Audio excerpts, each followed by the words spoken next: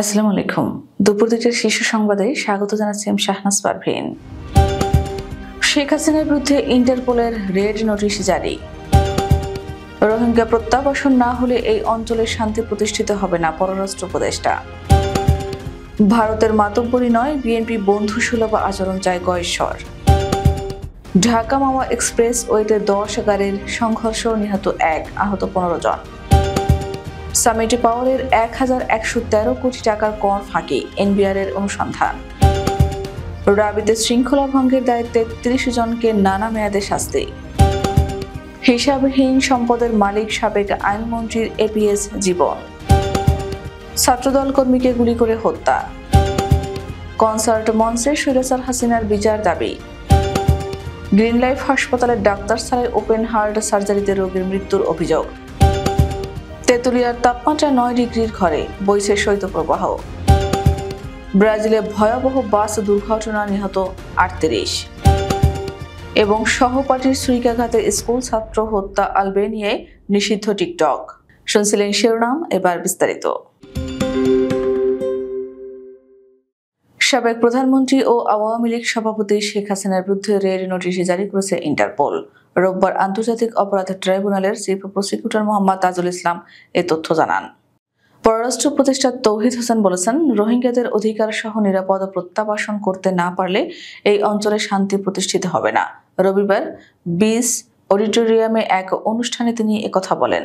নিরাপদ ও সমৃদ্ধ বঙ্গোপসাগর এলাকা গড়ে তুলতে স্থিতিশীলতার তাগিদ দেন পররাষ্ট্র উপদেষ্টা। এজন্য রোহিঙ্গা প্রত্যাবাসনের সকল অংশীজনকে সহযোগিতার আহ্বান জানান তৌহিদ হোসেন।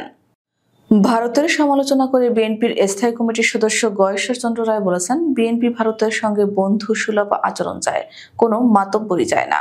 প্রতিবেশী দেশগুলোর সঙ্গে ভারতের কোনোভাবেই ভালো যাচ্ছে না। তাদের দ্বৈত নীতির কারণে সার্কভুক্ত দেশগুলো ক্রমান্বয়ে সরে যাচ্ছে।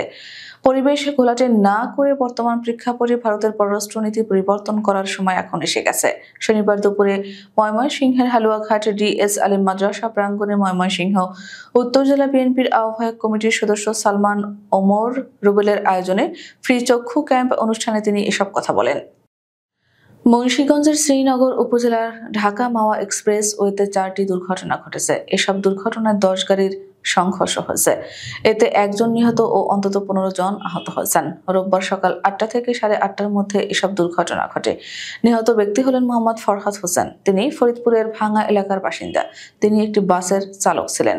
শ্রীনগর ফায়ার সার্ভিসের কর্মকর্তা দেওয়ান আজাদ বলেন, শ্রীনগরের 16ঘর থেকে হাসারা এলাকার 4 থেকে 5 কিলোমিটার জায়গা।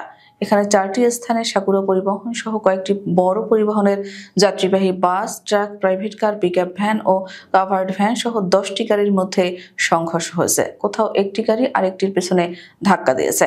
সবগুলো ঘটনায় ঘন কুয়াশার কারণে ঘটেছে বলে জানান তিনি। পুঁজিবাজারে তালিকাভুক্ত কোম্পানি সামিট পাওয়ার লিমিটেডের কর ফাঁকির তথ্য পেয়েছে জাতীয় রাজস্ব বোর্ড। লভ্যাংশের উপর উৎসে কর ফাঁকি এবং এর ফলে আরোপিত জরিমানার অর্থের পরিমাণ দাঁড়িয়েছে 1112 কোটি 80 লাখ টাকা। এনবিআর এর সেন্ট্রাল ইন্টেলিজেন্স সেলের অনুসন্ধানে এই কর ফাঁকির বিষয়টি উঠে এসেছে। সংশ্লিষ্ট সূত্রে পাওয়া তথ্য মতে সামিট পাওয়ার লিমিটেডের 63.19% মালিকানা রয়েছে সামিট কর্পোরেশন লিমিটেডের কাছে। বাকি 36.81% মালিকানা রয়েছে অন্য কোম্পানি এবং সাধারণ ও প্রাতিষ্ঠানিক বিনিয়োগকারীর হাতে। আয়কর আইন 2023-এর 117 ধারা মতে বাংলাদেশে নিবন্ধিত কোনো কোম্পানি বা অন্য কোনো কোম্পানির লভ্যাংশ প্রদানের সময় উৎসে কর কাটার নিয়ম রয়েছে।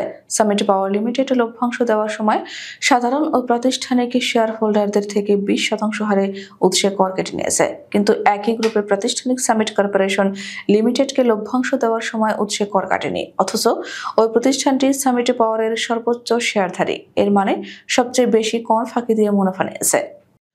শৃঙ্খলা ভঙ্গের দায়ে রাজশাহী বিশ্ববিদ্যালয়ের 18 শিক্ষার্থীকে বহিষ্কার সহ 33 জনকে নানা মেয়াদে শাস্তি দিয়েছে বিশ্ববিদ্যালয় প্রশাসন। এদের মধ্যে 6 জনকে স্থায়ী বহিষ্কার করা হয়েছে, তবে শাস্তিপ্রাপ্ত শিক্ষার্থীদের নাম পরিচয় জানানো হয়নি। বিশ্ববিদ্যালয়ের শৃঙ্খলা উপকমিটির সুপারিশের পরিপ্রেক্ষিতে 12 ডিসেম্বর অনুষ্ঠিত হওয়া বিশ্ববিদ্যালয়ের 535তম সিন্ডিকেটের সভায় এ সিদ্ধান্ত নেওয়া হয়। শনিবার রাত 10টার দিকে বিশ্ববিদ্যালয়ের জনসংযোগ দপ্তরের প্রশাসন অধ্যাপক আক্তার হোসেন মজুমদার স্বাক্ষরিত এক সংবাদ বিজ্ঞপ্তিতে এ তথ্য জানানো হয়েছে। সাবেক আইনমন্ত্রী আনিসুল হকের এপিএস হয়ে দু হাতে উপার্জন করেছেন অবৈধ অর্থ আর অবৈধ সম্পদে নিজের জীবনে পাল্টে ফেলেন রাশিদুল কাউসার ভূঁইয়া জীবন। এলাকায় মাদকের কারবার থেকে শুরু করে ভারতীয় গরু পাচার, টেন্ডারবাজি এবং বদলি বাণিজ্য একচ্ছত্র নিয়ন্ত্রণ ছিল তার। ব্রাহ্মণবাড়িয়ার কসবা ও আখাউড়া দুটি উপজেলা মিলিয়ে ব্রাহ্মণবাড়িয়া 4 আসন, আনিসুল হক এই আসনের এমপি ছিলেন। কসবা উপজেলায় সবকিছু চলত তারই ব্যক্তিগত সহকারী জীবনের ইশারায়। 2014 সালে অনুষ্ঠিত নির্বাচনের পর থেকে টানা 4 বছর আইনমন্ত্রী আনিসুল হকের এপিএস ছিলেন মোহাম্মদ রাশিদুল কাউসার ভূঁইয়া জীবন। এই পদের প্রভাব কাজে লাগিয়ে বাগিয়ে নেন কসবা উপজেলা পরিষদের চেয়ারম্যানের পদ।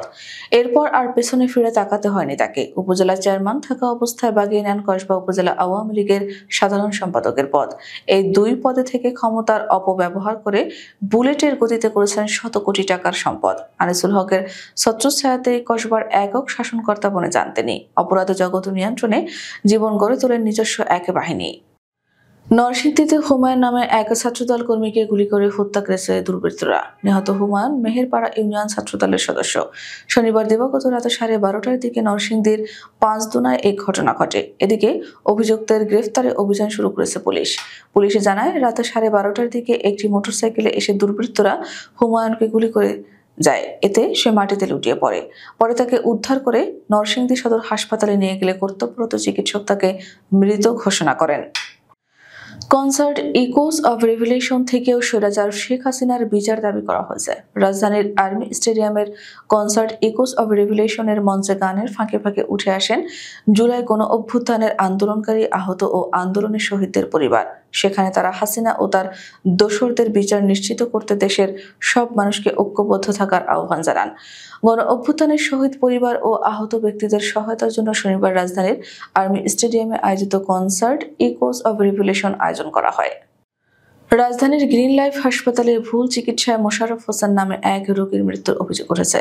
গতকাল শনিবার দুপুরে অস্ত্রোপচারের সময় তিনি মারা যান বলে জানিয়েছে স্বজনরা।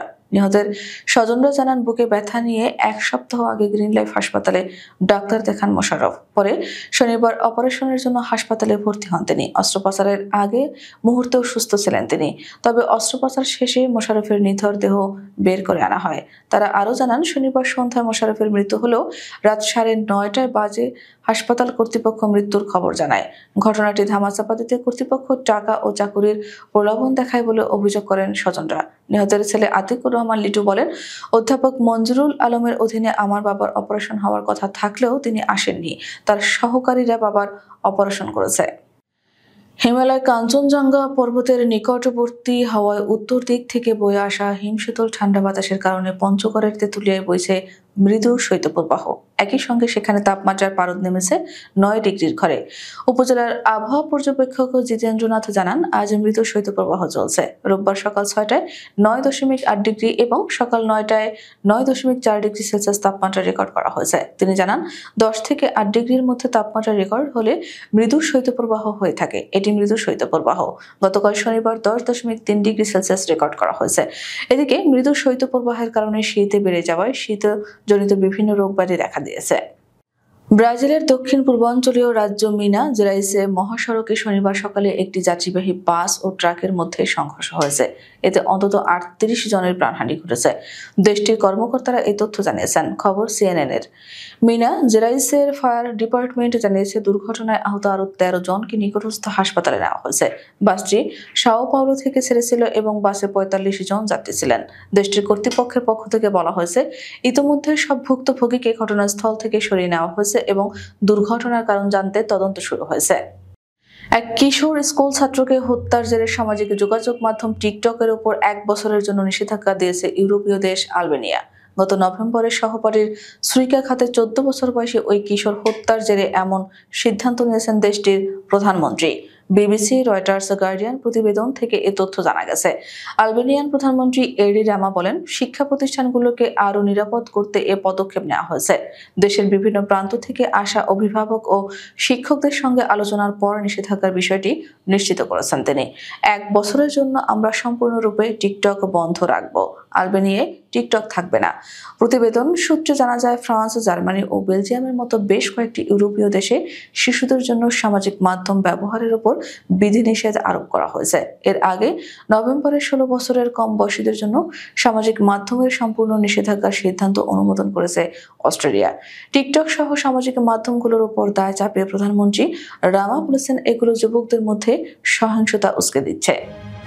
আমাদের পরবর্তী রাত 10টার শীর্ষ সংবাদ দেখার আমন্ত্রণ জানিয়ে এখনকার মতো বিদায় নিচ্ছি। দর্শক, ভিডিওটি শেষ পর্যন্ত দেখার জন্য আপনাকে অসংখ্য ধন্যবাদ। নিত্য নতুন সংবাদ পেতে আমাদের ইউটিউব চ্যানেলটি সাবস্ক্রাইব করুন ও নিয়মিত নোটিফিকেশন পেতে বেল বাটনটি ক্লিক করুন এবং আমাদের ফেসবুক পেজটিতে লাইক করুন। এছাড়াও আমাদের ভিডিওতে লাইক দিয়ে শেয়ার করুন। আল্লাহ হাফেজ।